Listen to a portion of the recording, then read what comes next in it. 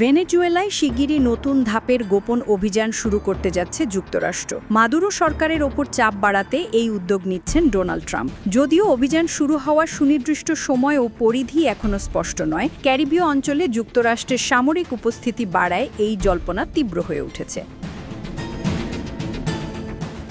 বার্তা সংস্থা রয়টার্সকে মার্কিন কর্মকর্তা জানিয়েছেন, মাদুরোর বিরুদ্ধে প্রথম ধাপ হিসেবে গোপন অভিযান শুরু হতে পারে। এ বিষয়ে সিআইএ কোনো মন্তব্য না করলেও এক জ্যেষ্ঠ প্রশাসনিক কর্মকর্তা বলেন, প্রবাহ বন্ধ করতে এবং দায়ী ব্যক্তিদের বিচারের মুখোমুখি করতে প্রতিটি উপাদান ব্যবহার করতে প্রস্তুত প্রেসিডেন্ট ট্রাম্প।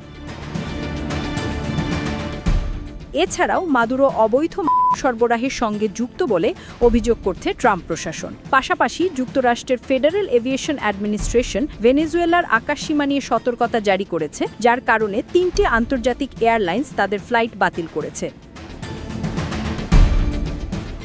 এদিকে মার্কিন কর্মকর্তারা জানিয়েছেন, ট্রাম্প প্রশাসন কার্টেল দে লোস সোয়ালেসকে বিদেশি সংগঠন হিসেবে তালিকাভুক্ত করার পরিকল্পনা করছে। পাশাপাশি তারা বাণিজ্য জড়িত, যা মাদুরো নিজেই পরিচালনা করেন বলে দাবি করেছে মার্কিন প্রশাসন। এছাড়া মার্কিন প্রতিরক্ষা মন্ত্রী পিট হেগসেথ বলেছেন, সন্ত্রাসী হিসাবে তালিকাভুক্ত হলে যুক্তরাষ্ট্রের হাতে নতুন ও ব্যাপক বিকল্প তৈরি হবে।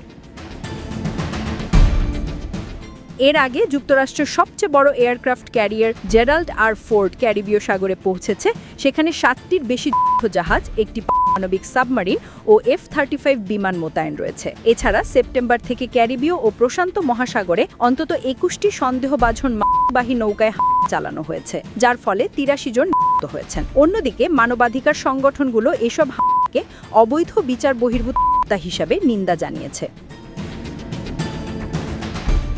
অন্যদিকে ভেনেজুয়েলার সেনাবাহিনী তুলনামূলকভাবে দুর্বল। কম বেতন, প্রশিক্ষণের অভাব ও নষ্ট সরঞ্জামের কারণে তারা মার্কিন আগ্রাসনের মুখে বিকল্প কৌশল ভাবছে। এছাড়া মাদুরো সরকার গেরিলা ধারায় ছোট ছোট ইউনিটকে ২৮০টিরও বেশি স্থানে ছড়িয়ে দিয়ে প্রতিরোধ চালানোর পরিকল্পনা করেছে। পাশাপাশি এটিকে রাষ্ট্রীয় টেলিভিশনে দীর্ঘায়িত প্রতিরোধ হিসাবে উল্লেখ করেছে।